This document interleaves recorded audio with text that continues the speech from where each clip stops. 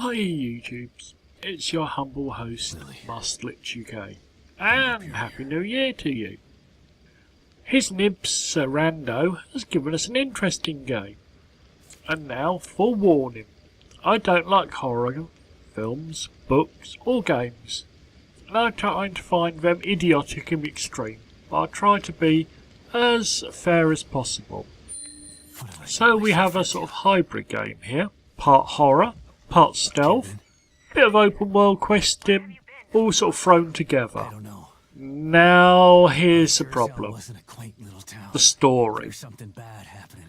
It starts off, I guess, with a flashback and a bit of a backstory from the first game. I never played it, so I don't really know if that's true. I'm just guessing. Then we're off into true horror territory for no good reason, but I won't spoil the game and say what really happens.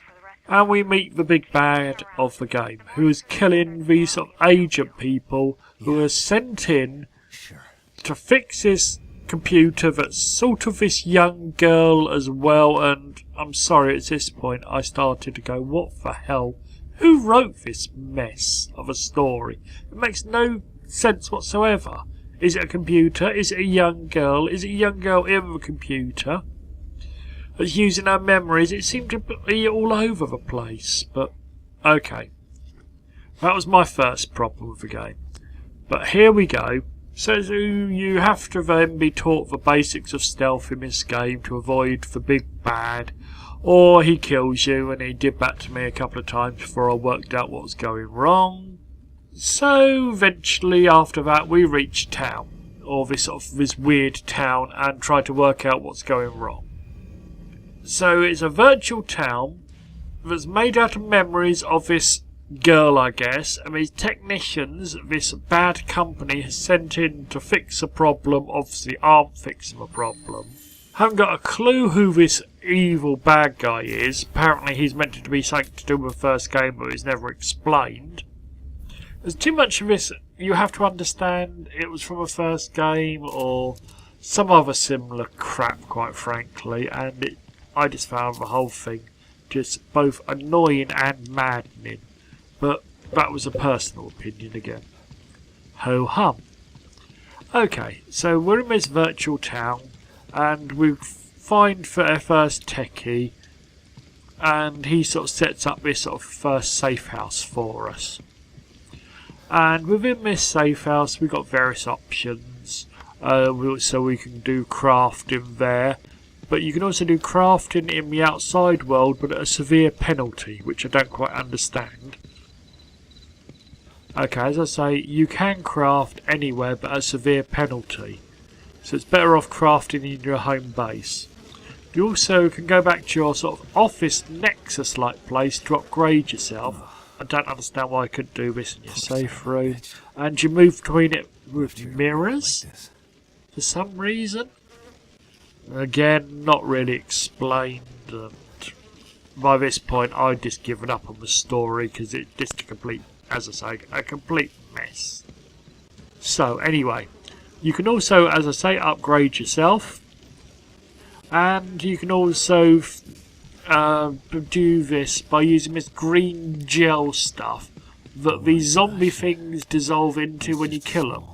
Again, not explain what this green gel is or what is relevant or what the hell is going on, so let's just go with it for now. As I say, you can go also when you're back in your office, look at pictures you find for some reason and do the general investigating. You got like info on the techies you're looking for, and any other information you pick up in the game sort of goes back up on like a detective's wall. Okay, back to the town. As we go walking around, you have a walkie-talkie that is also used to track down these sort of series of signals that take you to various places. That can either take you towards like these techies to rescue them, but can help hopefully sort of give you stuff or help you in other ways with information. Or you can run across other people, or you're really looking for your daughter, the one which you believe has been dead for 2 years. So, yeah. Okay, anyway. As we're moving around, there's a whole lot of sneaking about, and you have your knife for stabby in the back. You have various weapons, but firearms seem to be severely limited through the sheer lack of bullets. I think in the first 4 hours of the game, I only found enough for about 50 bullets, which is crazy in a sort of shooter hybrid. I know they want you to really go the stealthy use crossbows, etc., but you can't even get a crossbow until way later in the game. So, I do not understand how you can have a shooter with no bullets. It's another crazy bit of this game that I'm afraid, after about 4 hours, I just gave up on this whole mess of the game because it was just, quite frankly, pissing me off so much with its self-imposed stupid rules. Anyway. We digress and continue. Let's talk about the HUD now. The HUD is very minimal, with just health, weapons, and a sort of how many bullets, ammo, storage you've got, as well as a sort of small stamina bit off the side of health. And that's it. You have got an upgrade tree with this green gel stuff, as I talked about before, which can be done only in your office. And you can upgrade things of like health, athleticism, recovery, which is about your health, stealth sort of bits, and combat. All of these are split into subsections, and you have like 7 to 13 sub-options within each of those main options.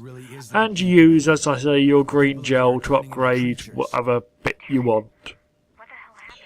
As we're saying, we've got to follow these various signals around, mostly by stealth, hoping to avoid these monsters, because you'll only usually kill one before you're seen. You have to run away and hopefully find a place to hide until they go back to normal, rinse and repeat. It seems to be, as I say, can't make its mind up if it's a pure stealth game, if it's a shooter, or if it's something in between. There are various small puzzles to solve to help you find better items or equipment. Speaking about equipment, there are lots of little bits and pieces around to make things, but it takes a whole lot of little things to make anything decent. And I never even got around to making anything. Even, like I say, the first 4 hours, because I couldn't find anything worthwhile to make. As I say, you have these weird zombie-like things, which are, you know, sort of mutated people, and the whole point is just killing them, really. Weapons can be upgraded to improve their capacity, like improved damage or improved capacity, which is a little laugh because you can't find the bullets to put in it, but again, I digress. The bullets are made with a bit of metal and a bit of gunpowder, which is, as I said, an extremely short supply. You also have various healing options like herbs and med kits you can find around the place or craft yourself. And that's about it, really. You just progress around, try to craft a few things, make things, kill these beasties, and that's really about it. Apart from this weird sort of game idea. But again, I digress. So let's score this little bugger, shall we? Graphics, I have awarded it a 6. The graphics are okay, but it really shows the console origin and not the PC to its best ability, so I'm afraid I can only just give it just over, you know, middle of the road. Sound, slightly better, nice sound effects, good bot sound effects, nice talking from a variety of people, and not endless repeats of certain sort of set piece sound effects, so I've awarded about a 7. Playability, I've awarded it a 5. Because of a console origin, because of a crazy keyboard layout and massive options, which again have obviously been set up for controllers rather than thinking about people that actually want to use something different, like, you know, keyboards on a PC. What a crazy idea. Cool, I've awarded it a 4. I'm not even going to award it halfway home, I'm afraid, because I just bounced so hard on this game and it's not cool at all. lasting. I've also awarded it a 4 for the simple reason I couldn't even last 4 hours in it, let alone cope with a full game. So that's why I even awarded it a 4, and I think I'm being extremely generous there. Which gives us a total of 26 points, which gives it a game score of a C, which is pretty middle of the road, and quite frankly there are so many better games out there to try, quite frankly. As I say, where I like the stealth section of the game, it seemed to be so hit and miss, and you were spotted so easily that you couldn't really totally stealth this game. Maybe if I got into the crossbow sort of sections of a game, but it would take so long to get into that, I just gave up, quite frankly, and uninstalled it after this review. I hated the game that much. As I say, there are so many better options on the PC currently, and the console, horrible cloniness of it. I really wish PC players were given, a bit of respect rather than these substandard console knockoffs that we're endlessly given. But that's an old complaint. Personally, I say go get a nice Far Cry, get a nice Dishonored game. There are so many better options out there, and the game is just a joke. Maybe someone can tell me in the comments below why I'm wrong if I really love this game, but I'm afraid not for me. So, enough of that complaining. I will leave you with some of my patented bad gameplay of this interesting game, and shut up and sign off. I wish you, from all us at MAG, until the next review, every Saturday we hope to put up some good content. So until then, your host, me, Masterlitchuk, is saying goodbye.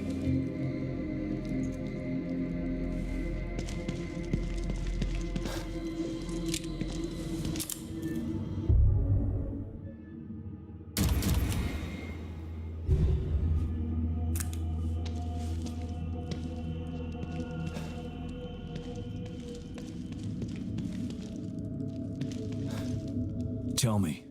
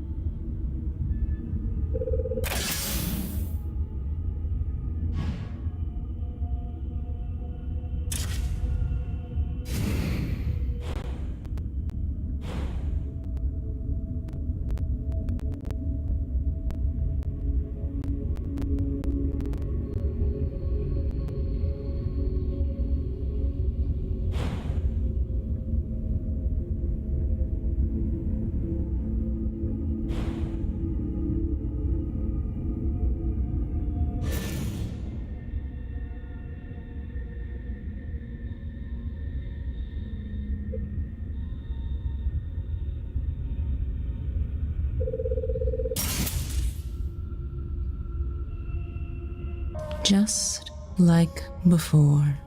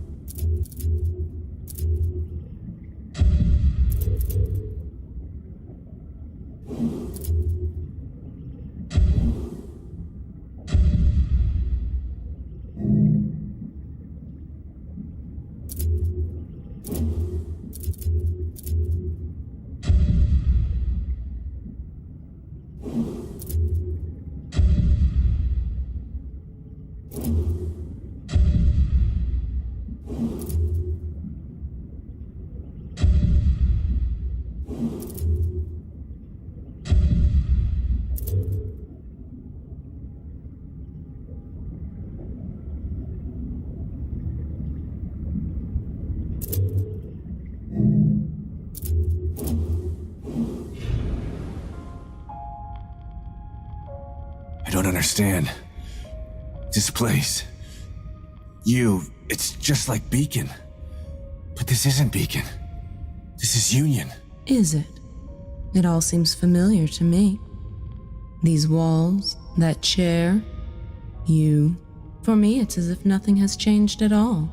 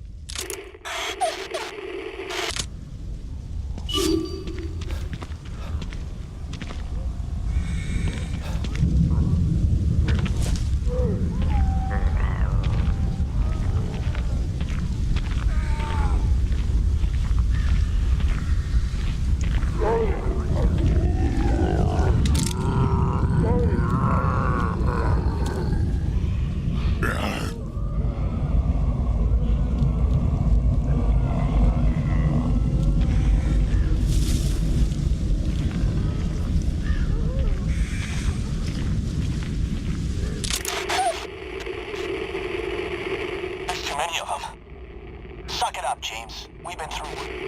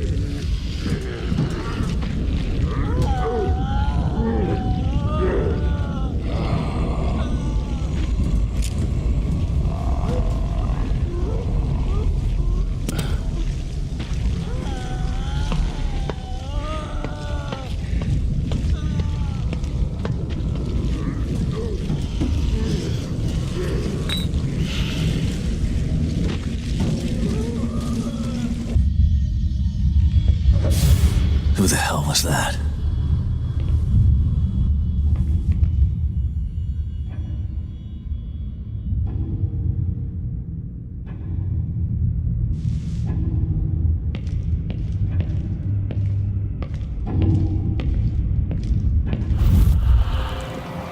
Just like the search team member.